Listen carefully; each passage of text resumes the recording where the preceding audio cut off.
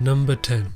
Albert Tumenov fights in the UFC welterweight division. He has slowly been climbing the welterweight rankings and is definitely a great well-rounded fighter in the division. He has notable wins over Alan Jouban and Lorenz Larkin. He is 5-2 in the UFC.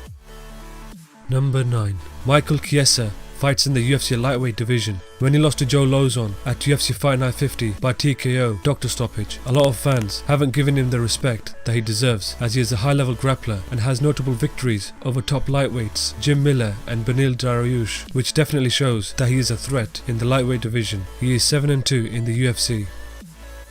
Number 8. Dustin Poirier moved up from the featherweight division to the lightweight division after his knockout loss to Conor McGregor at UFC 178. Since coming to a brand new division, he has looked better than ever, finishing 3 of his last 4 fights. He is definitely making noise in the lightweight division. He is 12-3 in the UFC.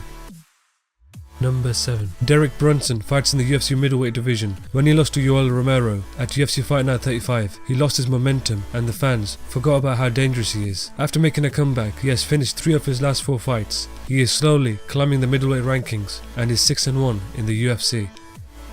Number 6. Nikita Krylov fights in the UFC Light Heavyweight Division. A lot of fans haven't really seen how talented he really is. He has finished all of his last 5 fights. He is slowly starting to gain attention from the fans and is looking better with each fight. He is 6-2 in the UFC.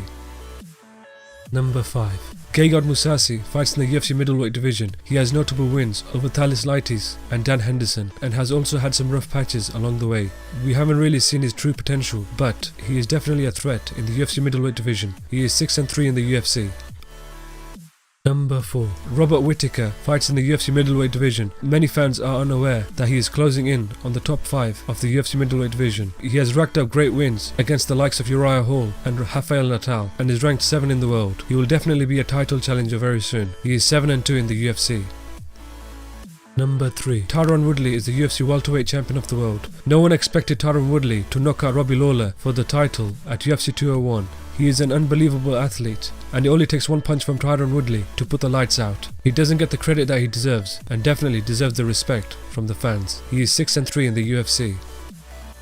Number 2. Daniel Cormier is the UFC Light Heavyweight Champion of the world. Many fans haven't given him the respect that he deserves, as Jon Jones broke his undefeated record by giving him his only loss at UFC 182. Since that loss, he has won the UFC Light Heavyweight belt and has defeated top light heavyweights in the division such as Anthony Johnson and Alexander Gustafsson, which definitely shows that he belongs in the top of the division. He is 7-1 in the UFC. Number 1. Michael Bisping is the UFC Middleweight Champion of the world and is the most underrated fighter in the UFC. He has the most wins in the UFC and in the middleweight division's history and has a victory over arguably the best fighter ever, Anderson Silva. He definitely deserves a lot more respect. He is 19-7 in the UFC.